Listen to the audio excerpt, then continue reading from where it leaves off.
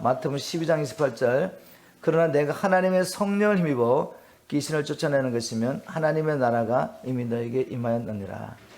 우리 지난주 마태복음 10장 말씀을 통해서 예수님께서 제자들을 마을로 보내면서 가서 하나님 나라 선포하라라는 명령을 주시며 보내는 것을 우리가 나눴습니다. 그 말씀을 통해서 우리가 예수 안에 있다면 우리 모두도 하나님의 특별한 목적을 위해서 세상에서 부름을 받아서 또한 번영을 받은 자다. 우리도 제자들과 마찬가지로 메신저라는 얘기를 나눴죠.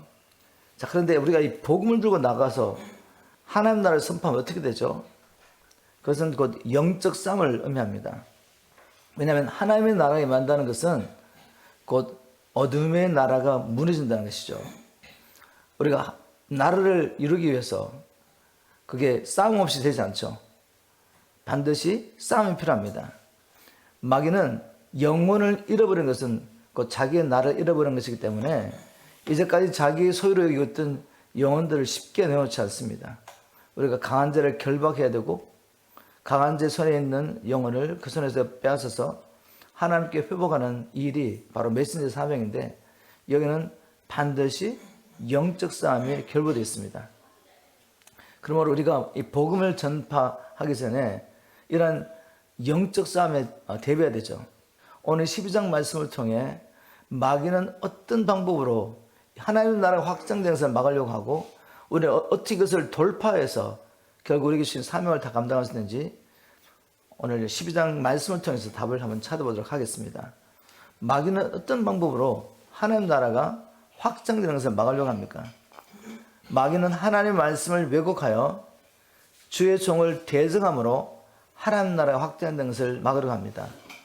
예수님 당시 종교 지도자들은 하나님의 말씀을 임의대로 해석하고 왜곡해서 자기들이 해석한 이 말씀이 마치 하나님의 말씀인 것처럼 이 말씀을 가지고 예수님을 대적했죠.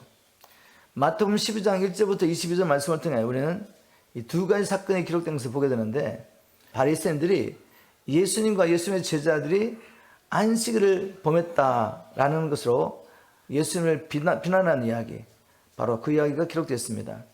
첫 번째 사건의 발단은 안식일에 예수님과 제자들이 밀밭사이를 지날 때 제자들이 배가 너무 고파서 안식일 날 밀이삭을 비벼서 먹었던 사건, 이것을 지켜보던 바리새인들이 예수님께 이렇게 말하죠. 보시오, 당신의 제자들은 율법을 어기고 있어 안식일에 이삭을 잘라 먹다니 그게 될 말이오. 안식일에 이삭을 잘라 먹은 것을 안식일을 범한 것이라고 여기고 예수님께 따졌습니다. 또 두 번째 사건은 어떻습니까? 의도적으로 예수님을 올무에 걸리게 하려고 안식일 날 병든 자를, 즉 손 오그라진 사람을 예수님 앞에 의도적으로 넣어놓죠. 예수님께서 손 오그라든 자를 안식일날 고칩니다. 그 일을 통해 또 예수님을 안식일을 범했다고 공격하죠. 자, 그러면 우리가 여기서 던져볼 질문이 여기 있습니다.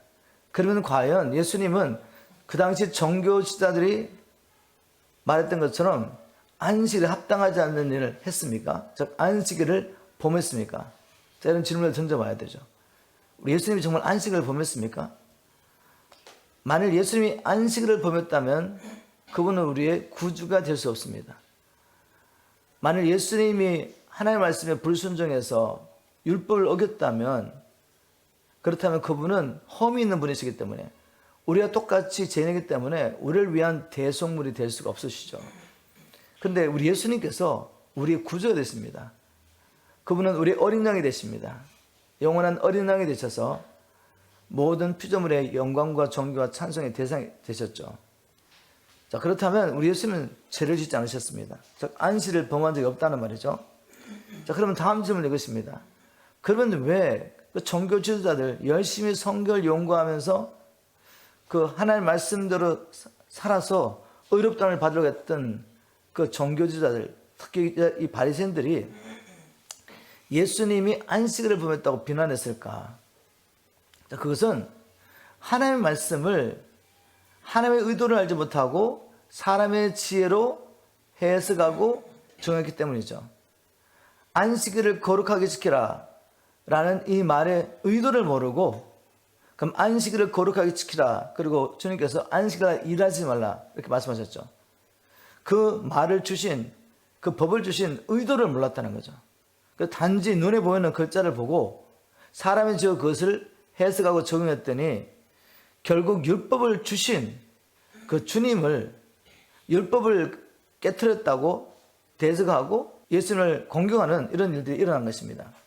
우리 이 말씀을 통해서 알 수 있는 중요한 사실은 뭔가 하면, 하나님의 말씀이라도 그 말씀을 하나님의 의도를 알지 못하고 해석하면 그 말씀이 오히려 하나님을 대적하는 마귀의 도구가 되구나 라고 알 수가 있죠. 정말 이해하시겠습니까? 여러분이 만일 하나님께서 성경에 주신 의도를 모르고, 성경 말씀이 뭔지도 모르고, 그런데 성경을 깊이 연구하는 성경의 전문가라고 말하는 사람들이 여기서 설교를 하면은 이 말씀이 전부 다 하나님의 말씀이라고 받아들일 수 있다는 것입니다. 이 마귀는 처음부터 말씀을 아주 교묘하게 왜곡해서 그 말씀을 가지고 하나님의 사람들을 미혹하고 넘어뜨리고 하나님을 대적했습니다. 우리 예수님까지도 이 말씀을 가지고 대적은 아시죠? 마귀가 예수님을 찾아와가지고 예수님이 40일 동안 주야로 금식하며 줄이고 난 후에 네가 만일 하나님의 아들이면 이 돌을 변하여 떡이 되게 해라 라고 시험하죠. 그때 예수님께서 신명기 말씀을 인용해서 사람이 떡으로만 사는 것이 아니라 여호와 입에 나오는, 하나님 입에 나오는 모든 말씀을 살 것이다 라고 말씀으로 이렇게 대적하니까 나중에 시편 91편을 인용해 가지고, 그래? 네가 하나님의 아들이면 이제 이 성전 꼭지 뛰어내려. 성경에 뭐라고 기록되어 있니? 천사를 보내서 네 발이 땅에 떨어지지 않게 보호하겠다고 말하지 않았느냐? 마귀가 지금 뭐라고 했죠? 하나님의 말씀까지 인용해서 예수님조차 미혹하려고 했습니다. 근데 예수님께서 그 의도를 아시죠? 그 말씀의 의미가 뭔 줄 알고 성경 말씀을 잘못 인용하면 어떻게 되죠? 마귀의 도구가 됩니다. 자, 여러분, 제가 왜 이야기 나누죠? 하나님의 말씀을 인용한다 할지라도 하나님의 의도를 알지 못하고 인용하면 어떻게 되죠? 그것은 마귀의 도구가 되어서 오히려 하나님을 대적한다는 것입니다.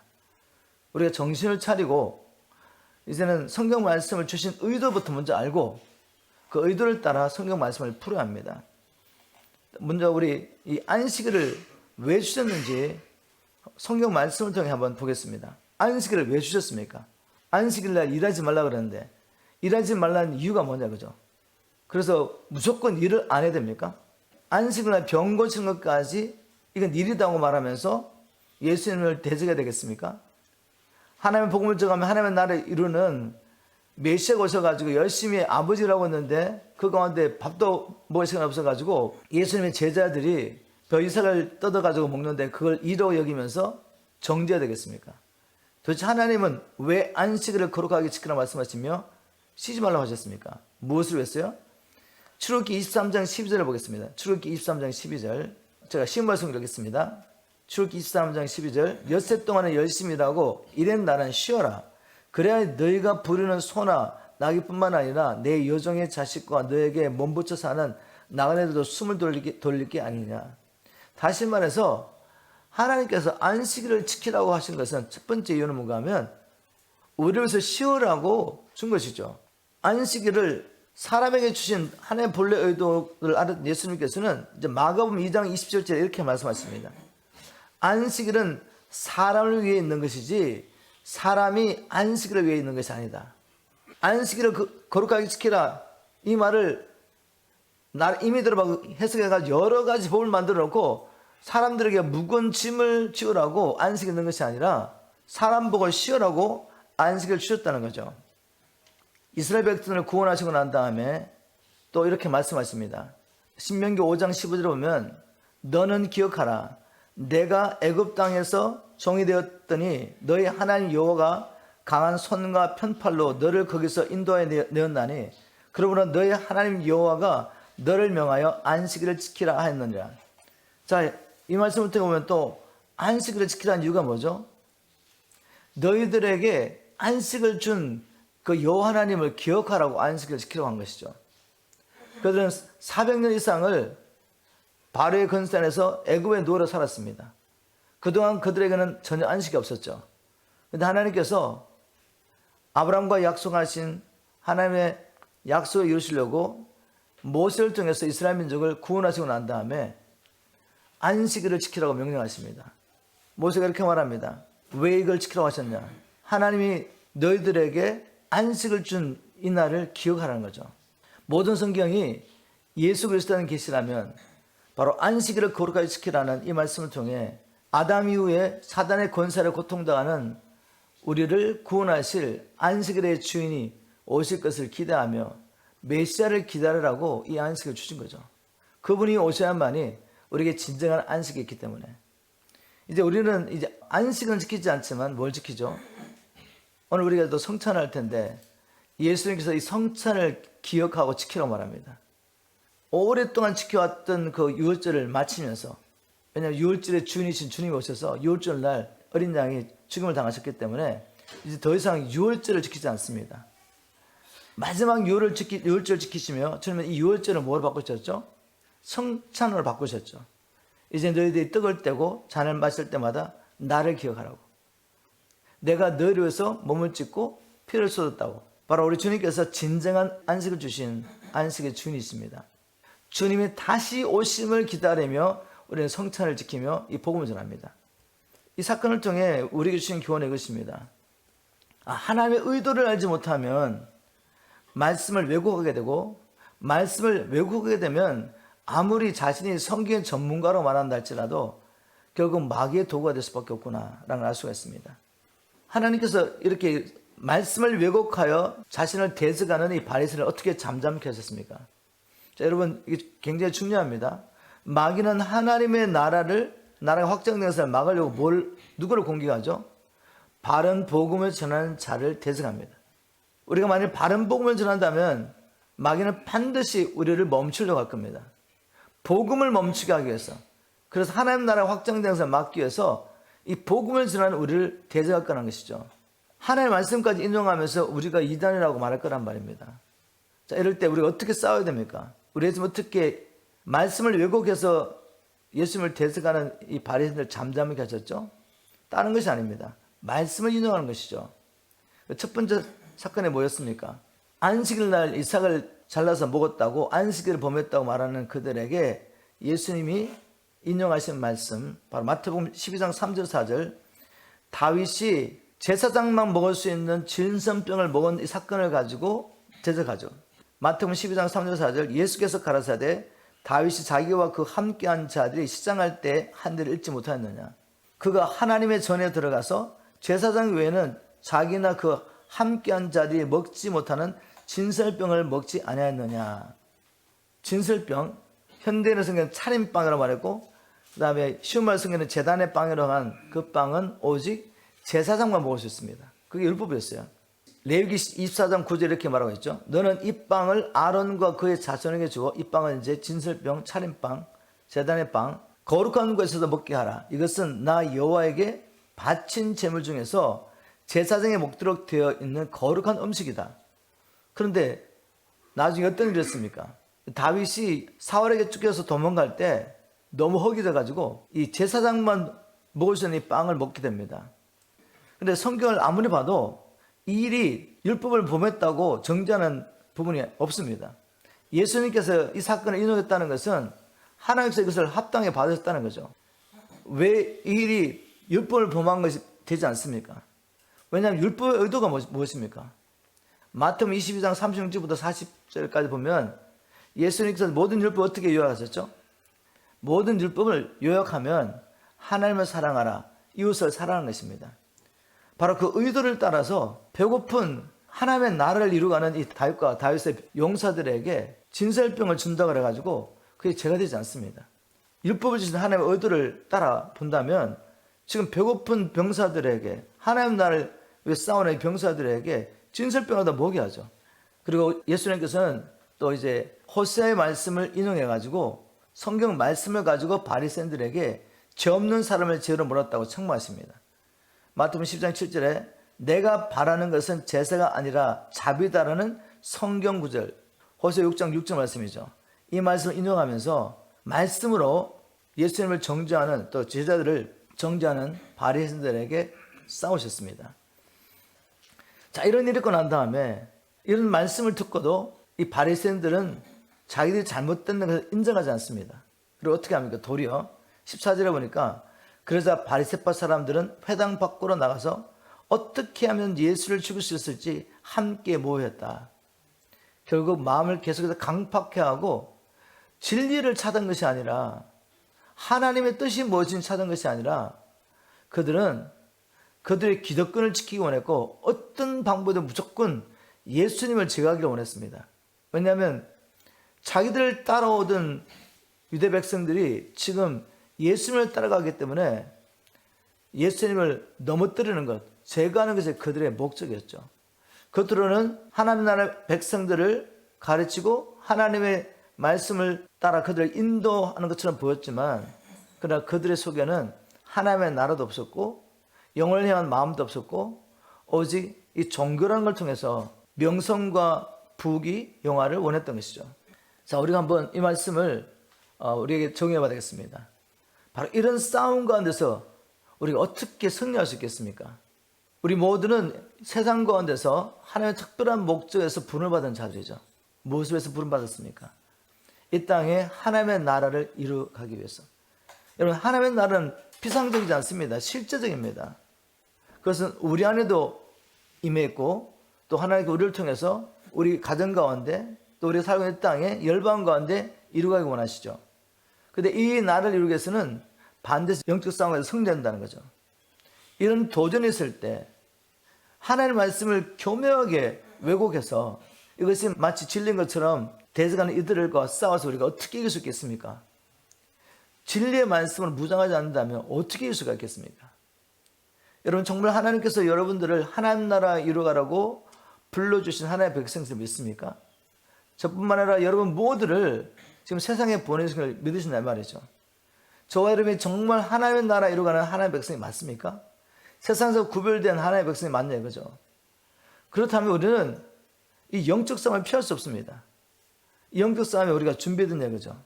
한번 이렇게 적용해 보겠습니다. 마귀가 자기의 종들을 통해 복음을 어떻게 교묘하게 왜곡하여 가르치고 있는지 보이십니까? 지금도 교회 안에 마귀가 설며시 집어넣은 거짓 교사들이 엄청 많이 들어와 있습니다.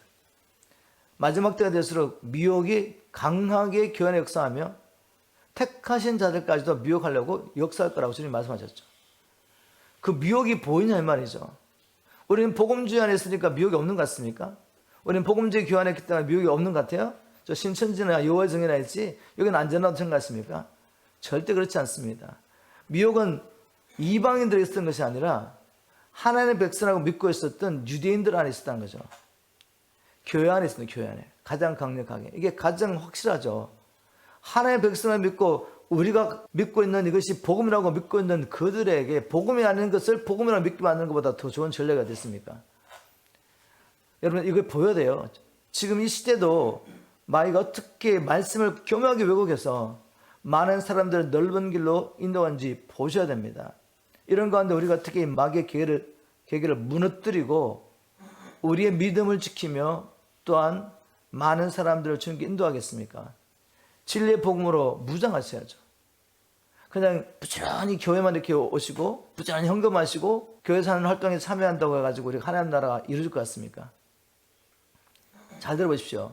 아무리 교회 열심히 충성해도 여러분이 진리의 말씀으로 무장되지 않으면 여러분 자신도 지킬 수 없습니다. 하나님 나라 이루어가라는 하나님의 말씀을 구체적으로 이룰 수가 없어요. 그렇다고 교회 오지 말라는 것도 아니고 교회 일에 헌신하지 말라는 것이 아니라 내가 아무도 가진 것이 없는데 영적 싸움을 싸워서 영혼을 구원할 수 있는 아무 툴도 없는데 저 어떻게 하나님 나라를 이루어가겠습니까, 여러분? 진리의 말씀으로 무장하시기를 지금 축복합니다. 그래야지 하나님 나라 구체적으로 이루어갈 수 있습니다. 또 마귀는 어떤 방법으로 하나님 나라 확장되는 것을 막았습니까? 마귀는 성령의 역사를 귀신의 역사라고 매도함으로 하나님 나라가 확장되는 것을 막으려 했습니다. 예수님 당시에 종교 지도자들도 예수님을 통해 나타난 성령 역사를 무슨 역사라고 했습니까? 귀신의 역사라고 하며 예수님을 대적했죠. 마태복음 12장 22절에 이런 말씀이 기록되어 있습니다. 그때 사람들이 귀신 들려 눈이 멀고 벙어리가 된 어떤 사람을 예수께 데려왔다. 예수께서 그를 고쳐주시자 그는 눈이 열리고 말문이 트였다.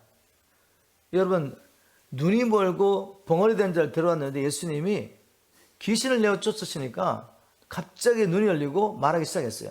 얼마나 놀라운 일입니까? 이 사건을 보고 사람들이 이렇게 반응했습니다. 사람들은 모두 눈이 휘둥그레져서 이 사람이야말로 다윗의 자손이 아닌가 하고 외쳤다. 여러분, 유대인들이 다윗의 자손이라고 고백한 것을 뭐라고 말했죠? 어떤 의미라고 말씀드렸습니까? 이번 우리가 기다리는 메시아 아니야, 이 말이죠. 마침내 메시아를 이 표적을 통해서 발견하려고 하는 이 순간에, 여러분, 표적의 의도가 뭐라고 그랬죠? 단지 초자연적인 기적적인 치유를 이루는 것이 목적이 아니라 그 치유를 통해서 사인, 바로 예수의 누군가를 알려주기 위한 것이 표적의 목적입니다. 그 표적의 목적을 따라 사람들이 이분 메시아 아니야? 우리가 기다리는 메시아 아니야? 라고 말하는데 여기다가 찬물을 끼얹어버리고 그들이 메시아를 발견하지 못하도록 이 바리새인들이 이렇게 말합니다. 마태복음 12장 24절에 그러나 바리새파 사람들은 이 말을 듣고 이 사람은 귀신의 왕 사단의 도움으로 귀신을 쫓아낸다.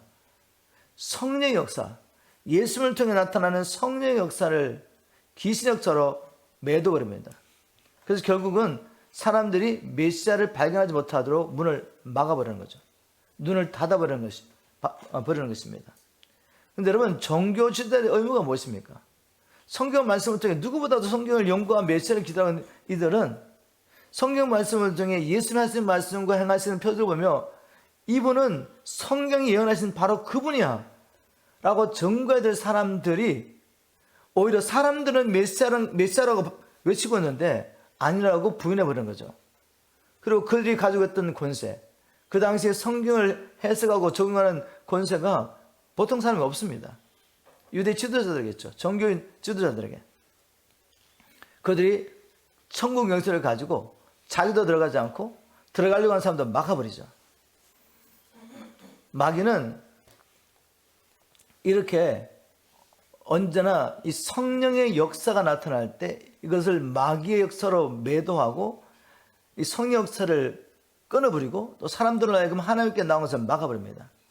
자, 이러한 때 주님께서 뭐라고 답변하셨냐면은 결론적으로 이렇게 말씀하시는 거죠. 마태복음 12장 28절에 보니까 그러나 내가 하나님의 성령을 힘입어 귀신을 쫓아내는 것이면 하나님의 나라가 이미 너에게 임하였다. 너희들은 귀신의 능력으로 내가 이 귀신을 사단의 권세로 이 귀신을 내어 쫓았다고 말하는데 아니 나는 성령의 능력으로 귀신을 내어 쫓는 것이야. 이 말씀을 통해서 우리 예수님조차도 성령의 권능으로 귀신을 쫓아내었다. 그렇다면 우리도 성령의 권능으로 귀신을 내어 쫓을 수 있습니다. 믿는 자들이 하나님의 성령을 주셨기 때문에 물론 우리가 이 능력세를 받도록 하나님 앞에 기도해야 되죠. 성령으로 거듭나는 사건과 주신 사명을 감당하기 위해서 능력을 받는 것은 별개의 사건이기 때문에 이 일이 동시에 이룰 수 있지만 제가 종종 말씀드리지만 사도행전의 역사는 성령 역사인데 교회가 이 성령의 능력을 받기 위해서 모여서 합심해서 기도했다고 말씀드렸죠. 하나님께서 우리에게 성령의 권능을 약속하셨고 이 성령의 권능을 받은 우리도 예수님처럼 귀신을 쫓아내며 하나님 나라 이루어갈 수 있습니다. 근데 성령의 권능을 가지고 귀신이 쫓겨나면 바로 그것을 통해서 하나님 나라가 이루어진다는 거죠. 예수를 믿지 않는 사람들은 우리도 예전에 그들과 똑같은 상황이 있었지만 예수를 믿지 않는 자들은 지금 사단의 권세가 있습니다. 이 세상의 풍수를 쫓아가고 자기의 마음에 원하는 것 따라 사는 사람들은 에베소 2장 2절 3절에 보면 지금 누가 그들을 지배하고 있습니까? 이 세상 임금 마귀가 그들을 지배하고 있습니다. 이 세상 임금 그는 지금도 불순종하는 자들 가운데 역사하는 영이라고 했는데 이 마귀는 무소부장자가 아니죠. 그럼 어떻게 불순종하는 자들 가운데 지금도 그가 역사할 수 있습니까? 바로 그를 따르는 악한 영들을 통해서 지금 불순종하는 자들과 역사하는 거죠. 자, 우리도 모두 예전에 모태신앙에 태어나도 나면서부터 성령으로 거듭나가지고 하나님의 사람으로 사는 사람 아무도 없습니다. 어느 순간에 복음을 깨닫고 성령을 모시게 됐죠. 그러면 그전에는 누가 들어와 있었습니까? 악한 영이 들어와 있습니다, 여러분. 여러분이 인정하든 인정하지 않든 그게 성경 말씀이에요. 우리 이제 킹덤 파워 보시면은 악한 영의 영향력을 했을 때, 지배를 받고 있을 때 어떤 현상이 나타난다는 것처럼 말씀드리죠. 그 현상들을 통해서 알 수 있는 것처럼 믿지 않는 자들은 다 악한 영이 지배를 했습니다. 자, 근데 하나님께서 우리를 하나님 나라 이루어가는 메신저를 불러주셨죠. 우리는 가서 천국 복음을 전거하며 성령의 능력으로 이 악한 영들을 쫓아내야 합니다. 그래야지 실제적으로 하나님 나라에 임하기 때문에. 근데 성령의 능력 없이 단지 성경 말씀을 교리적으로만 전해가지고 그들이 지적으로 동의한다고 해가지고 하나님 나라에 임하지 않습니다. 성령의 능력으로 하나님의 말씀 임해야 되고, 성령의 권능을 통해 그들이 죄를 깨닫고 복음을 깨닫고 성령을 받아야지, 악한 영이 떠나가고 성령이 임해야지 하나님 나라가 실제적으로 임하는 것입니다. 여러분, 우리가 이것을 감당해야 합니다. 하나님 나라에 이루어가는 것은 그냥 교회 와서 열심히 예배드리고 봉사한다고 이루어지는 것이 아니라 우리가 성령의 권능을 받고 이 복음을 준비해서 선포할 때 구체적으로 이루어지는 것이죠. 여러분, 마귀의 전략을 아시고 준비하셔야 됩니다. 마귀는 끊임없이 이 성령 역사를 막으려고 하죠. 복음 역사를 막으려고 합니다. 하나님 나라 확장 역사를 막으려고 합니다. 우리가 어떻게 이 싸움에서 승리할 수 있겠습니까? 우리가 아무리 이 성경 말씀을 외워가지고 전한다고 해가지고 이 어둠의 영과의 싸움에서 승리할 수 없습니다. 우리에게 성령의 권능이 필요합니다. 말씀을 준비해야 되지만 함께 모여서 성령의 충만을 받기 위해서 항상 하나님 앞에 나가서 기도해야 되죠. 우리 개인적으로도 날마다 주님 앞에 나갔을 때 성령님 오셔서 나를 주장해 주십시오. 우리 성령의 충만을 구해야 됩니다. 그래서 명령이죠, 명령. 술 취하지 말라. 이는 방탕한 것이니 성령의 충만을 받아라 라고 명령합니다. 우리 예수님께서 제자들을 보내시기 전에 아버지께서 약속한 것을 받을 때까지 기다려 말씀하시죠. 어떻게 성령의 권능을 받을 때가 우리가 기다릴 수 있습니까? 구하는 자에게 성령을 주지 않겠느냐 라는 약속의 말씀을 기억하고 제자들은 성령의 권능이 임할 때까지 기다렸던 것입니다. 여러분, 우리가 복음을 준비하면서 또 깨어서 성령의 권능을 얻는 길을 간구하며 하나님 앞에 기도해야 됩니다. 이 성령의 권능을 받지 않고 어떻게 우리 마귀와 싸움에서 승리할 수 있겠습니까? 이렇게 한번 또 정했으면 좋겠습니다. 나는 원수의 어떤 도전 앞에서도 물러가지 않고 담대히 복음을 전파하며 악한 영들을 쫓아낼 수 있도록 늘 성령의 충만을 구하고 있습니까? 여러분, 저도 구합니다. 여러분도 부지런히 성령의 충만을 날마다 구하시기를 주님으로 축복합니다. 이 사건을 통해 또 우리에게 주는 중요한 교훈이 있는데, 그것은 이런 영적 싸움에는 중간지대가 없다는 거예요. 중간지대. 마태복음 12장 30절 보니까 시험의 성경을 제가 읽어보겠습니다. 나와 함께 하지 않은 사람은 나를 반대하는 자이고 나와 함께 사람들을 모으지 않는 자는 내 사람들을 흩어버리는 자요. 여러분, 주님과 함께 하십니까? 라고 물어보면 근데 주님과 함께 한다고 생각할 수 있습니다.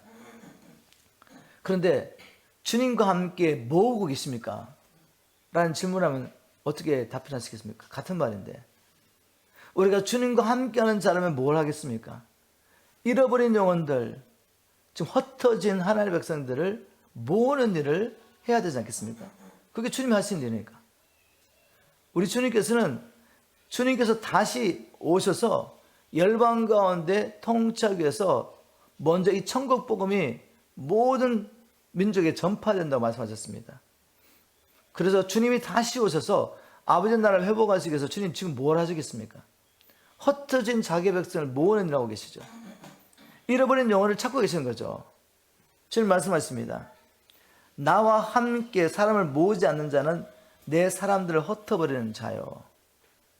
이 말씀을 좀 심각하게 받아들이길 좀 축복합니다. 그저 그냥 막연하게 나는 하나님께 속하였지, 하나님 편이지라고 말씀하지 마시고 정말 하나님의 편에 속했냐, 그죠? 그렇다면 하나님과 함께, 예수님과 함께 모으는 일을 하셔야지. 여러분, 이런 말씀 앞에 우리가 정직하게 자신을 바라보면서 우리가 막연하게 주님을 섬길 것이 아니다. 섬길 것이 아니라 말씀대로 섬기기를 주님을 축복합니다. 그래야 주님 앞에 갔을 때 우리가 책망을 받지 않죠. 유대인처럼 평생 자기는 하나님을 섬겼다고 생각하는데, 유대인 가운데 특별히 바리새인들은 하나님의 의도도 알지 못하고 부지런히 금식하고 기도하고 구제하고 절기를 지켰지만 결국은 마귀에 속해서 이 땅에 사는 동안에도 하나님 나라를 경험하지 못하고 자기를 위해서 사람들이 칭찬하고 영광을 받기 위해서 그 모든 일을 행하고 돈을 사랑하고 세상을 사랑했던 바리새인들, 결국 그들은 회개하지 않았기 때문에 하나님 나라에서 쫓겨나게 되죠. 우리가 그런 자가 되면 안 되겠습니다. 열심히 교회 생활한다고 하는데, 열심히 12조 생활하는데, 열심히 예배에 참여하는데 삶 가운데서는 하나님과 함께 하지 않습니다. 하나님과 함께 하나님 나라를 구하지 않아요. 잃어버린 영을 찾지 않고 흩어진 하나님의 백성을 모으지 않습니다. 주님 말씀하십니다. 나와 함께 모으지 않는 자는 내 삶을 흩어버리는 자다. 우리가 마지막 날 주님 앞에 섰을 때 칭찬받는 주의 종 되기 위해서 말씀 앞에 서서 정직하게 자기를 바라보고 말씀을 살아내는 저와 여러분 되기를 주님 축복합니다. 물론 하나님이 함께 하셔야 됩니다. 하나님의 은혜를 주지 않으시면 이 말씀을 깨달아도 살아낼 수가 없어요. 그래서 우리가 순간마다 은혜의 보좌 앞에 나아가서 필요한 은혜를 달라고 무시로 수시로 간구해야 됩니다. 순간순간 주님이 필요하지 않습니까? 주님 없이 우리 어떻게 말씀을 살아낼 수 있습니까? 자, 이렇게 이제 성령의 역사를 회복하는 사람들에게 주님께서 뭐라고 말씀하셨습니까? 31절 32절을 보니까 시므온 성경, 그러므로 내가 당신들에게 분명히 말하겠소. 사람이 무슨 죄를 짓든 또는 무슨 모독적인 말을 하든 회개하면 다 용서를 받을 수 있어. 그러나 성령을 모독하는 죄만은 결코 용서받을 수 없어. 또 누구든지 인자를 거슬러 욕하는 사람은 용서받을 수 있어. 그러나 성령을 거슬러 욕하는 사람은 이 세상에서든 저 세상에서든 결코 용서받지 못할 것이요. 우리 주님께서 자기를 욕해도 용서받을 수 있어. 그렇지만 성령을 이렇게 모독하는 사람들, 성령의 역사를 막역사라고 막 정죄하며 판단하며 주의 백성들을 중상모략하는 사람들, 이런 사람들 용서받을 수 없답니다. 왜 성령을 모독하면 거스린 자는 용서받을 수 없습니까? 성령이 하시는 일 때문에 그렇죠. 성령이 하시는 일. 성령이 하시는 일이 무엇이죠? 성령이 오시면 하시는 일이 죄를 깨닫게 합니다. 회개케 하는 역사를 하시죠.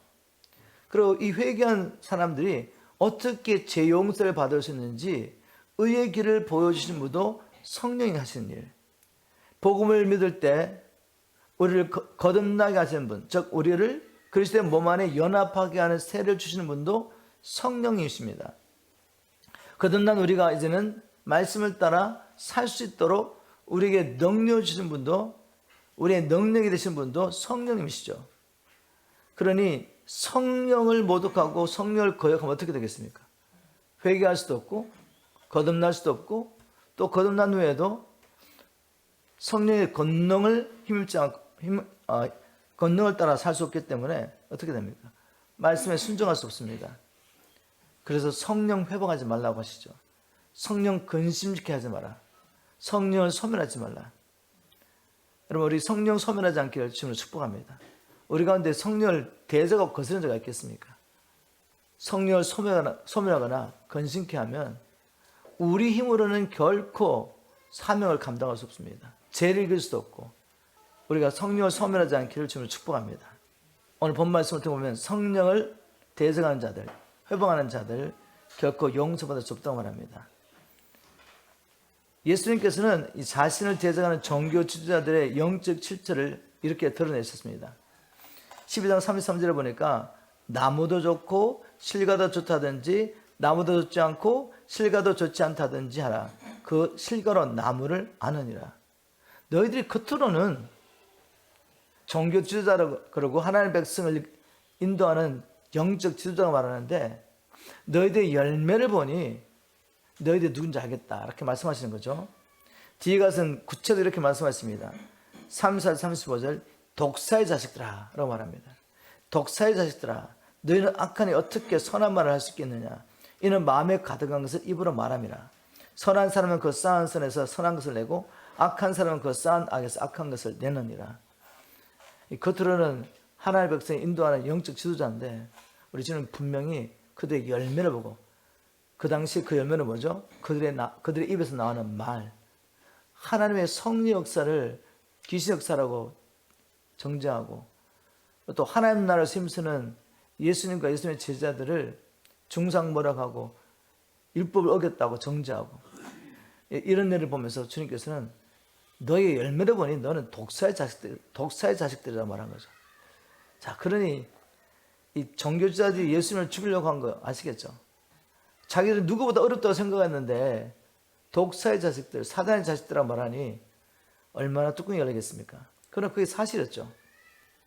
그들의 입에 나오는 모든 말들, 그것은 하나님을 대적하는 말이었고 하나님의 역사를 방해하는 말이었습니다. 여기서 우리가 또 한 가지 배울 수 있는 영적 원리가 있습니다. 그것은 우리가 무엇을 쌓아놓느냐 하는 것이 결국 우리의 말을 통해 나온다. 여러분 말의 역사 아시죠? 말의 능력이 있습니다. 한 도시가 흥하고 한 도시가 무너진 것이 말의 역사가 들렸다고 잠언 기자는 이렇게 말했죠. 잠언 11장 11절에 한 성읍이 의인의 축원에 인하여 흥하기도 하고 부흥하기도 하고 악인의 악한 말에 인하여 무너지느니라. 이 말로 한 도시가 부흥하고 무너질 수도 있고 교회도 마찬가지입니다. 개인의 삶도 마찬가지죠. 가정도 마찬가지입니다. 가정이 부흥하려면 이 가정 안에 하나님의 역사가 이루어지려면 교회 안에 하나님의 놀라운 회복과 살리는 역사 이루어지면 어떻게 됩니까? 우리의 말을 통해 진리를 선포해야 되죠. 성령의 감동을 따라 위로하고 격려하고 진리의 말씀으로 세워져야 됩니다. 자, 그런데 이 일이 생각만으로 되지 않는다는 거죠. 어떻게 가능합니까? 내가 평소에 무엇을 먹고 내 마음 안에 무엇을 쌓아놓느냐가 바로 그런 일을 이루는 거죠. 너희 마음에 쌓은 것을 따라 선한 사람은 선한 말을 내고 악한 사람은 악한 말을 낸다고요. 정말 여러분의 입술을 통해 하나님이 살리고 치유하시고 회복을 원하신다면 그것이 우리의 마음의 소원이라면 우리가 뭘 해야 되겠습니까? 부지런히 진리의 말씀을 우리 안에 쌓아야죠. 시간 있을 때마다 기회 있을 때마다 진리의 말씀 우리 안에 쌓아놓고 이 말씀을 주야로 묵상해야죠. 세상의 것들을 계속 쌓고 세상의 것들을 묵상하면서 말이 바뀌어야 될 텐데 왜 나 자꾸 말 실수가 많지? 말을 바꾸려고 하는데 마음에 쌓는 것은 바꾸지 않는데 어떻게 되겠습니까?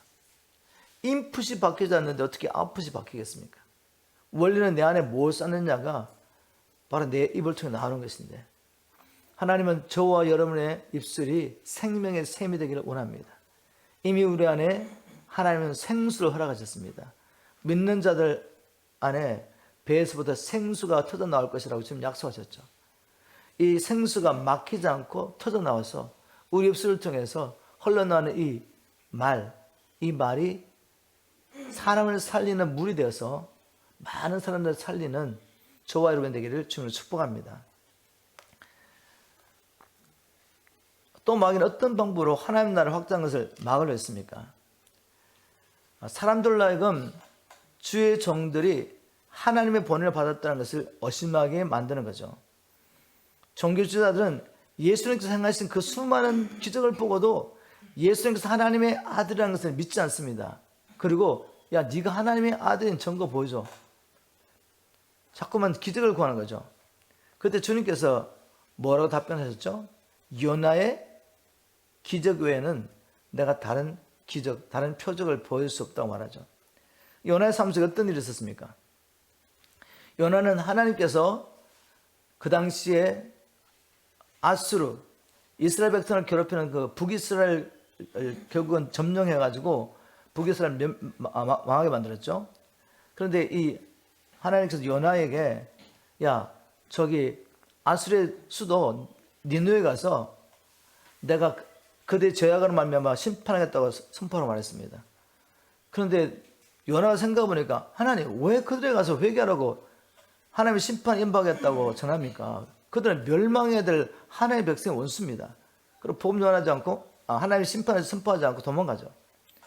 근데 결국 하나님께서 이 큰 물고기를 예배해가지고 요나를 그 물고기 속에 집어넣습니다. 3일 밤낮에 그가 물고기 뱃속에서 지내게 되죠. 여러분, 이건 기적이죠, 그죠? 어떻게 물고기 뱃속에서 숨도 못 쉴 텐데, 산소도 없을 텐데 어떻게 살 수 있습니까? 초자연적으로 결국은 죽었던 사람이 살아나는 것과 똑같은 거죠. 결국 요나가 회개하고 하나님 앞에 회개하니까 하나님께서 이 요나를 육지 가운데 나와서 토하게 만들죠. 그 말씀이 이제 요나서 2장 10절에 나오는데, 여호와께서 물고기에게 명하심에 요나를 육지에 토하니라. 육지에 토할 때 누군가는 봤겠죠. 이상 큰 물고기가 갑자기 나타나가지고 사람을 토해내요. 자, 그런 일이 있고 난 다음에 요나가 이제 나가서 선포합니다.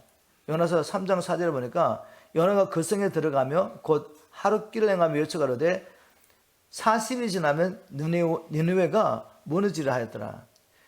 원래 한 사흘입니까? 나흘 걸리는 길인데 요나가 하룻길을 행했다는 것은 대충 지났다는 거죠. 대충 선포인데도 불구하고 어떻게 됐습니까? 요나의 표적을 봤지 않습니까? 물고기 뱃속에서 나온 사람을 봤다는 거죠.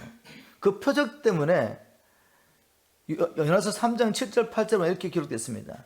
왕이 그 대시로 더불어 조서를 내려 니느웨 선포하여 가로되 사람이나 짐승이나 소떼나 양떼나 아무것도 입에 대지 말지니 곧 먹지도 말 것이요 물도 마시지 말 것이며 사람이든지 짐승이든지 다 굵은 뼈를 입을 것이요 힘써 여호와께 부르짖을 것이며 각기 악한 길과 선행한 강포에서 떠날 것이니라. 왕부터 시작해서 온 나라 짐승까지 금식하며 하나님 앞에 회개하는 역사가 일어났습니다. 왜요? 요나는 대충 선포했거든요. 그러나 표적을 봤습니다. 그 표적을 통해 요나 입에서 나오는 말이 진리라는 것을 믿었다는 거죠. 왕과 모든 백성들이. 자, 그 이야기를 하면서 너희들이 내게 표적을 요구했는데 마태복음 12장 40절을 보니까 요나가 밤낮 사흘을 큰 물고기 뱃속에 있었던 것 같이 인자도 밤낮 사흘을 땅속에 있으리라. 이게 표적이랍니다. 내가 하나님의 아들의 표적은 내가 밤낮 사흘을 땅속에 있을 것이다. 뭘 말씀하는 거죠? 예수님의 부활을 이야기한 거죠. 주님께서 죽은 지 사흘 만에 부활하십니다. 그 사건을 보게 된다면 이것이 내가 하나님의 아들이라는 분명한 증거, 표적이 될 것이다. 그래서 나중에 바울도 처음에는 예수님이 이단에 계신 줄 알았습니다. 그래서 예수님을 따르는 자들을 핍박하고 감옥에 집어넣기도 하고 또 죽는 일에 찬성하기도 하고 했던 그 바울이 나중에 주님을 만나서 나사렛 예수가 바로 메시아인 것을 자기가 알고 있던 모든 성경 구절 말씀이 확 열리면서 이분이 메시아라는 것을 확신했습니다. 그 중에 가장 확실한 증거가 뭐였죠? 바로 예수님이 성경대로 사흘 만에 부활하신 이 사건이죠. 그래서 사도행전 17장 31절을 보면 그가 이렇게 선포합니다. 이는 정하신 사람으로 하여금 천하를 공의로 심판하는 날을 작정하시고 이에 저를 죽은 자 가운데서 다시 살리신 것으로 모든 사람들에게 믿을 만한 증거를 주셨다. 예수님이 메시아라는 것, 그분이 우리의 구주, 하나님의 아들이시며 구주라는 확실한 증거는 그가 죽은 자 가운데서 다시 살아난 이 부활 사건, 이것은 모든 사람에게 주신 믿을 만한 증거다라고 바울이 선포합니다. 그리고 나중에 이제 로마서를 기록하면서 거기에도 동일하게 이렇게 말하죠. 예수님이 우리가 기다리던 하나님의 아들 메시아인 증거, 이 아들로 말하면 육시로는 다윗의 혈통으로 나셨고, 왜냐하면 메시아는 반드시 아브라함과 다윗 후손으로 와야 됩니다. 그리고 또 분명한 증거 무엇입니까? 1장 4절에 성결의 영으로는 죽은 자 가운데서 부활하여 능력으로 하나님의 아들로 인정되셨으니 그분이 하나님의 아들이라는 분명한 증거, 죽은 자 가운데서 부활하신 것이다. 바로 그 능력을 통해 예수는 하나님의 아들이라고 선포합니다. 곧 우리 주 예수 그리스도시다. 여러분, 이 동일한 사건을 보고도 바리새인들과 대부분의 바리새인과 율법사들, 그 당시에 주를 이뤘던 종교 지도자들, 그들이 회개했습니까? 회개하지 않습니다. 마음을 강팍하고 끝까지 마귀의 손에 붙잡혀가지고 예수님을 핍박하고 십자가에 못 박혔는데 쓰임 받죠. 그러나 그것이 주님의 뜻이었습니다. 우리 예수님은 우리를 위하여 죽으러 오셨기 때문에. 그러나 그들은 악한 자의 손에 붙잡혀가지고 하나님의 뜻을 이루는 데 쓰임받은 것 뿐이죠. 여러분, 이 예수님의 부활을 우리가 증거합니다. 우리가 확신을 가지고 예수님은 우리 위해서 죽으셨을 뿐만 아니라 우리 죄를 위해서 죽으셨을 뿐만 아니라 부활하심으로 그분은 하나님의 아들이시다. 그분을 믿음으로, 오직 그분을 믿음으로 우리 어렵던 날 받으셨다는 예수님의 죽으심과 부활하심, 그리고 이렇게 하신 것은 모든 믿는 자들의 주가 되게 하려 하십니다. 이제 주인이 되시려고 그가 죽으시고 부활하셨다는 것입니다. 예수님이 주가 되시지 않으면 누가 주입니까? 내가 아닙니다, 여러분. 이 땅에 우리 눈에 보는 어떤 권세자가 아니에요. 예수님이 주가 아니시면 보이지 않는 영역 가운데 실제적으로 불순종하는 자들을 다스리고 있는 마귀가 주가 되는 것입니다. 마귀를 평생을 따라다니며 섬기며 이 세상의 부귀 영화를 누린다 할지라도 이 짧은 시간 안에 그 부귀 영화를 누리면서도 사실 진정한 행복과 만족은 없죠. 진정과 행복과 만족은 주님이 통치하는 곳이 있기 때문에, 그리스도께서 통치하는 곳에 성령 안에서 의와 평강과 희락이 있는 것입니다. 마음의 진정한 기쁨과 만족은 하나님의 뜻을 따라 사는 것에 있지, 하나님의 뜻을 버리고 내 욕심, 내가 원하는 것을 이 땅에 있는 모든 걸 취한다 할지라도 거기는 진정한 평화가 없습니다. 기쁨이 없습니다. 만족이 없습니다. 그게 전도서의 선언 아니겠습니까? 헛되게 헛되니 해 아래 모든 것이 헛되다고. 해 아래, 이 말은 주님이 없는 이 해 아래 우리가 무엇을 취한들 그게 진정한 만족이 있다는 거죠. 전도서의 결론이 무엇입니까? 이제 일의 결과를 들어보니 사람의 본분이 무엇입니까? 하나님을 기억하고 창조자님을 기억하고 그분의 뜻을 따라 사는 것이 인간의 본분이라는 거죠. 그리고 청년들에게 도전합니다. 청년들아, 기억해라. 네가 어떻게 살든 결국 마지막에는 심판의 능력을 기억해라. 창조자 하나님이 선악간에 반드시 심판할 것이다. 이게 바로 전도서의 메시지입니다. 바로 우리는 이 주님께서 우리 위해서 죽으시고 부활하신 나사렛 예수가 바로 우리의 주라고 선포하는 이 복음을 전파하도록 부름을 받은 자입니다. 예수님의 부활 사건이 우리에게도 예수님이 하나님의 아들은 분명한 증거 되기를 주님으로 축복합니다. 이 천국 복음을 전파하다가 마지막 날 우리가 주님 앞에 다 서게 되기를 주님으로 축복합니다. 제가 마태복음 12장 46장 50절에 있는 이 마지막 사건만 나누고 말씀을 마치도록 하겠습니다. 누가 진정한 하나님의 가족입니까? 우리 예수님께서 이렇게 말씀하십니다.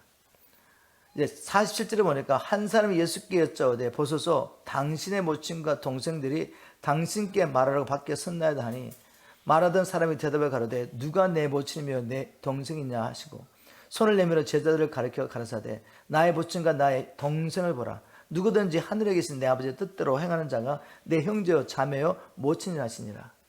여러분, 지금 우리가 육신적으로 형제, 자매, 부모가 있죠. 그러나 이것은 영원하지 않습니다. 그러니까 이 땅에 있는 동안에 혈연 관계로 묶어주셨죠. 근데 영원한 가족이 있다는 거죠. 영원한 가족 누구입니까? 예수 안에서 거듭난 우리 모두가 진정한 형제, 자매요, 부모요, 가족인 것입니다. 누가 진정한 하나님의 자녀입니까? 하늘에 계신 내 아버지의 뜻대로 행하는 자. 그들이 진정한 하나님 나라의 가족입니다. 우리 예수는 마태복음 7장 21절에 제가 지난주도 나눴지만 아버지의 뜻대로 행하는 사람은 천국에 들어갈 것이다 말씀드렸습니다. 수요일날 나눴네요. 수요일날 우리 산상수훈을 나누면서 누가 하나님 나라에 들어갈 수 있습니까? 주님 분명히 기준을 주셨습니다. 아버지의 뜻대로 행하는 자. 그들이 진정한 하나님의 자녀이고 진정한 하나님의 자녀들만이 하나님 나라에 들어갈 수 있다고 말했습니다. 우리의 신앙이 그냥 너무 피상적이지 않기를 주님을 축복합니다. 말씀을 통해 분명히 우리가 확인하면서 우리는 세상에서 하나님의 특별한 목적을 위해서 분을 받은 하나님의 백성들입니다. 이 하나님의 백성들은 세상의 본을 받아서 예수님께서 이 땅에 오신 목적 그대로 잃어버린 영혼을 찾아 흩어진 하나님의 백성들을 모으는 일을 위해서 하나님의 우리를 보내주셨습니다. 바로 이 사명을 감당하는 자, 이 아버지의 뜻에 순종한 자가 하나님의 자녀인데, 우리가 이렇게 살려면은, 우리가 이렇게 살게 될 때 어떤 일이 일어납니까? 마귀가 우리를 대적합니다. 도전합니다. 이 영적 싸움을 통해서 하나님 나라 확장이 되는데, 이 하나님 나라 확장하는 일을 감당하기 위해서 우리가 어떻게 준비되겠습니까? 오늘 말씀을 통해 두 가지 제가 나눴습니다. 복음으로, 진리의 복음으로 무장하십시오. 진리의 복음으로 무장하지 않고는 이 미혹이 창궐할 때 우리조차도 분별이 되지 않습니다. 우리조차도 분별이 안 되는데 어떻게 마귀의 미혹에 빠져서 넓은 길을 가는 자들을 도와줄 수가 있겠습니까? 여러분, 진리의 복음으로 무장하시기를 좀 축복합니다. 더리면 다 아는 것 같죠? 근데 입을 불려서 선포할 수 있습니까? 누가 지금 미혹에 빠진 사람이 보이면 성경을 열어가지고 그들이 미혹에 빠진 것을 보여줄 수 있냐는 말입니다. 여러분, 준비하시길 좀 축복합니다. 그리고 이 영적 싸움은 성령의 능력이 아니고는 싸워서 이길 수가 없습니다. 성령의 권능을 받도록 우리가 무시로 주님 앞에 나아가서 기도하고, 우리가 또 하나님 앞에 나아가 기도할 때마다 주님, 나의 마음의 생각 뜻을 주님만이 통치해 주십시오. 성령님만이 나를 사로잡아 주십시오. 이 성령 충만해서 집중적으로 기도해야 됩니다. 그래서 우리가 마지막 때 진리의 말씀과 또 성령으로 무장하고 하나님께서 우리에게 주신 가서 제자 삼으라는 이 사명을 감당하다가 우리 주님 오시는 날 우리 모두가 주님 앞에 서게 되기를 주님으로 축복합니다.